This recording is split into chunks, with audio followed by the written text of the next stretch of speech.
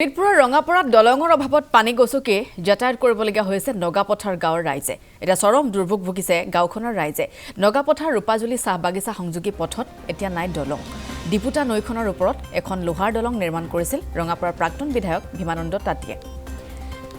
কিন্তু যোৱা বাৰিষাত দলংখন নৈখনৰ বাঢ়নি পানী উটুৱাই নিয়ে। তাৰ পাছৰে পৰা নৈখনৰ বুকুৰে পানী গছকিয়ে অব্যাহত এনেদৰে যাতায়াত। পথচাৰী ছাত্ৰ ছাত্ৰীসকলে এতিয়া পানীৰে অহা যোৱা কৰিবলগীয়া হৈছে। নৈখনত এখন দলং নিৰ্মাণ কৰি দিবলৈ চৰকাৰক দাবী জনাইছে স্থানীয় ৰাইজে। আমি বহুত দিগদাৰী পাওঁ অহা যোৱা কৰিবলৈ। আমি ৰঙাপৰা আমাৰ যাব লাগে। আমি ইয়াৰ পৰা নদীত মানে কেতিয়াবা জোতা মোজা হয়তো যাব নোৱাৰোঁ, পেণ্ট খুলি পাৰ হ'ব লাগে, গামছা আনি পাৰ হ'ব লাগে। তেনেকৈ আমাৰ বহুত অসুবিধা হৈ আছে। আমি আৰু ল'ৰা ছোৱালী স্কুল যোৱা অসুবিধা হয়। ইহঁতেও মানে ইয়াত আহি গামছা আনি কাপোৰ খুলি আকৌ পাৰ হৈ পিন্ধি তেনেকৈ অৱস্থাত মানে ৰঙাপৰা স্কুললৈ যায়।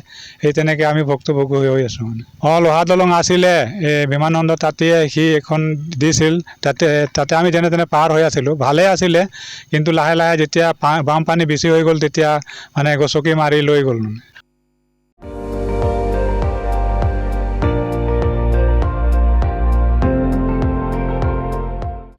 আপুনি চাই আছে ND24, সৰ্বশ্ৰেষ্ঠ নহয় সৰ্বোত্তমৰ দৌৰত।